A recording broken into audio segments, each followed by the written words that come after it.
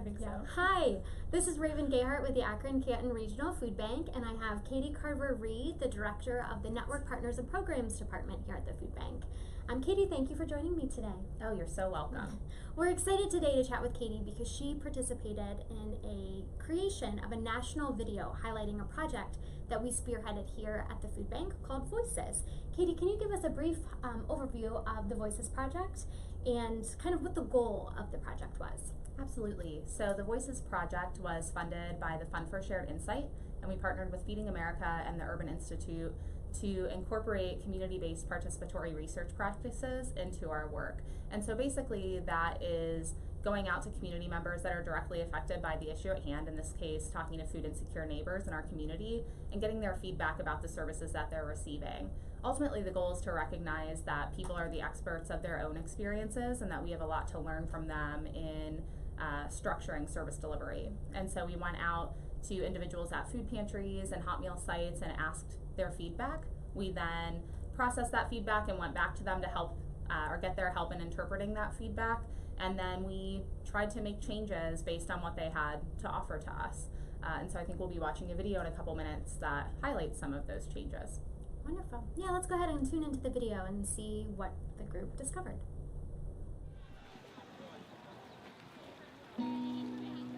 Food is important because everybody is hungry.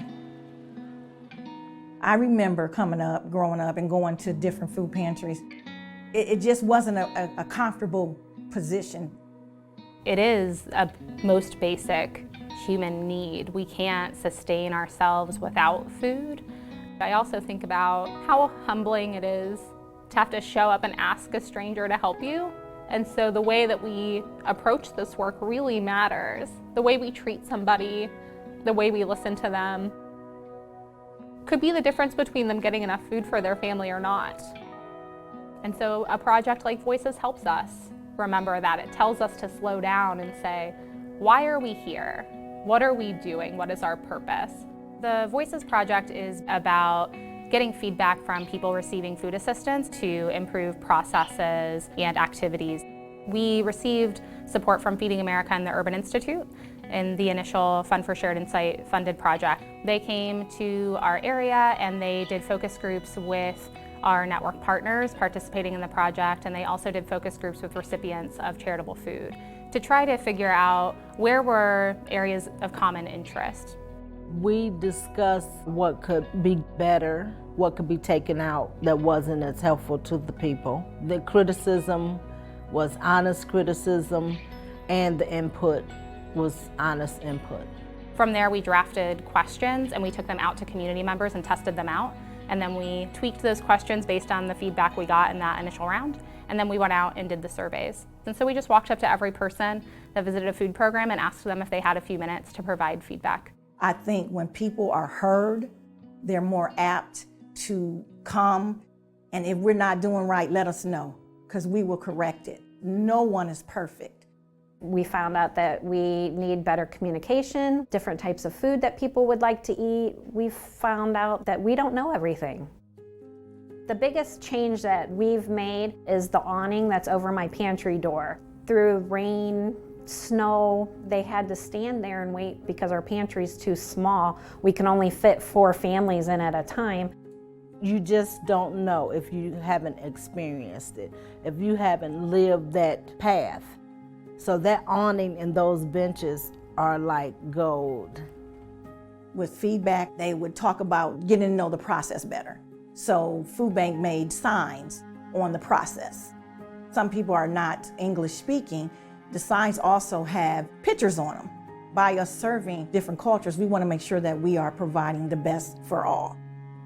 So before we closed the loop with community members, we took that data and simplified it to the most important pieces of data, and we hosted focus groups at the network partner locations with a smaller group of community members.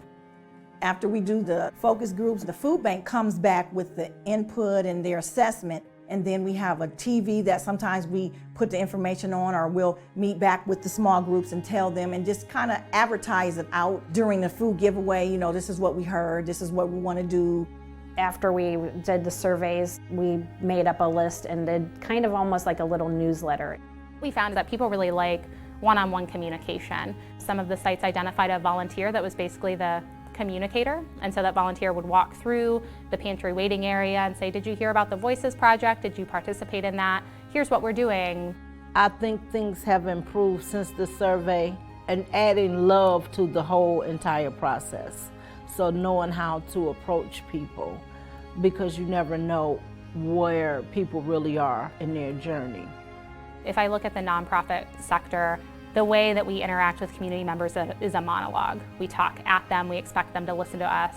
But when you ask them their feedback, when you tell them that they're the expert of their own experience, there is this sense of connection and love and community that exists. And if we want to achieve our mission and our vision, I don't think that we can authentically do that without feedback from the people that we're seeking to help.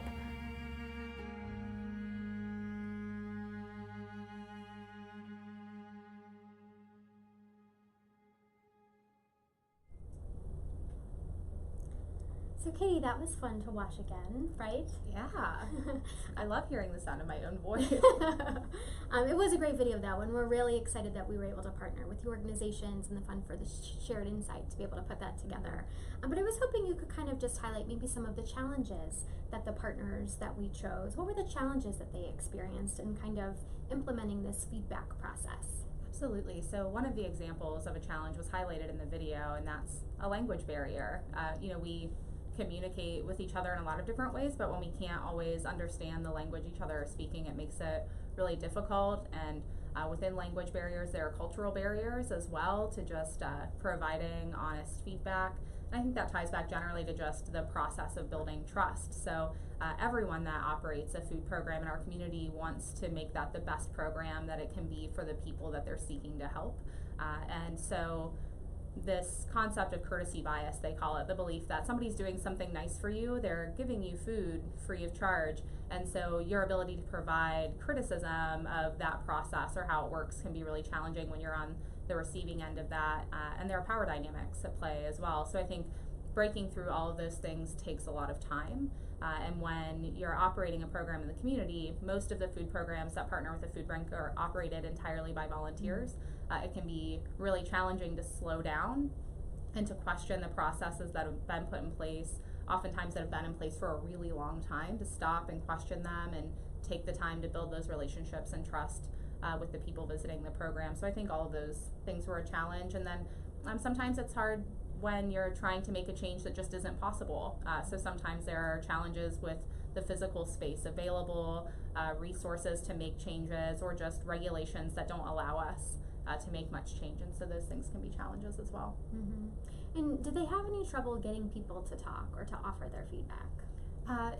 At times, yes, but I think generally once people knew that we were there with a genuine intention to want to help and an openness to change, more people started talking. And so, and two, once they saw change, once we went back to them and said, this is what your neighbors had to say, and look at this change that we made, look at this awning that was built at Open M, look at these communication resources and translations that we've put together in the case that he brought us out.